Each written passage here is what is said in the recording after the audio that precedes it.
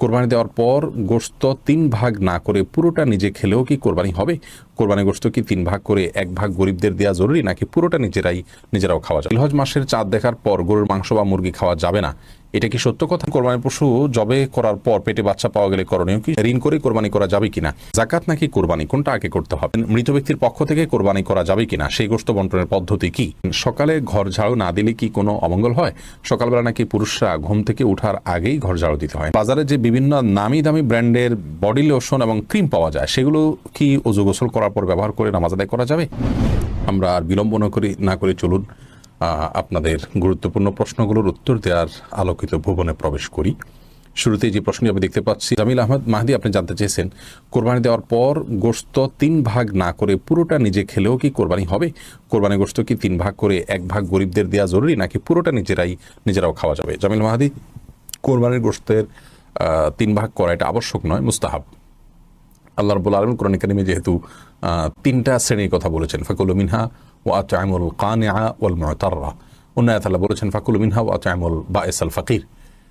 তো এই নির্দেশনাগুলো থেকে বোঝা যায় যে আল্লাহ রাব্বুল আলামিন 3টা শ্রেণীতে আমাদেরকে আপনার কোরবানি গোশতকে বন্টন করার জন্য নির্দেশনা দিয়েছেন, কিন্তু এটি কোনো আবশ্যিক নির্দেশ নয়। যার কারণে কেউ যদি এটাতে একটু হেরফের করেন, যেমন নিজে একটু বেশি রাখলেন, গরিবকে একটু কম দিলেন, অথবা গরিবকে একটু বেশি দিলেন, নিজে কম রাখলেন, অথবা সবগুলো গরিবকে দিয়ে দিলেন বা প্রতিবেশীকে দিয়ে দিলেন, তাতে কোরবানি হয়ে যাবে। একটু হেরফের করলেও কোরবানি হয়ে যাবে।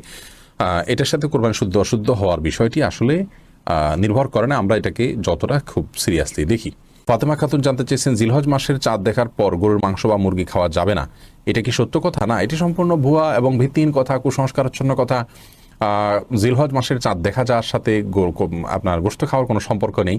কেউ যদি মনে করেন যে আমি কোরবানি গোশতর আগে আর গোশত খাবো না, তাতে করে কোরবানি গোশতের প্রতি আমার আকর্ষণ তৈরি হবে, আল্লাহ রাব্বুল আলামিনের মেহমানদারি সেটাকে আমি খুব আগ্রহ ভরে অ্যাকসেপ্ট করব, সেটি তার ব্যাপার। কিন্তু জিলহজ মাসের চাঁদ দেখা গেলে আর কোনো গোশত খাওয়া যাবে না, এটি সম্পূর্ণ ভিত্তিহীন কথা।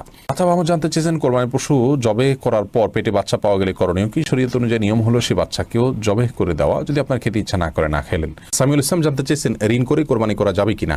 ঋণ করে কোরবানি করা যাবে, কিন্তু যিনি ঋণ করে কোরবানি করছেন, তিনি ঋণ করে কোরবানি করার ক্ষেত্রে যদি তার পরবর্তীতে ঋণ পরিশোধের ভালো ব্যবস্থাপনা থাকে, সেজন্য তিনি করতে পারেন। ইবাদত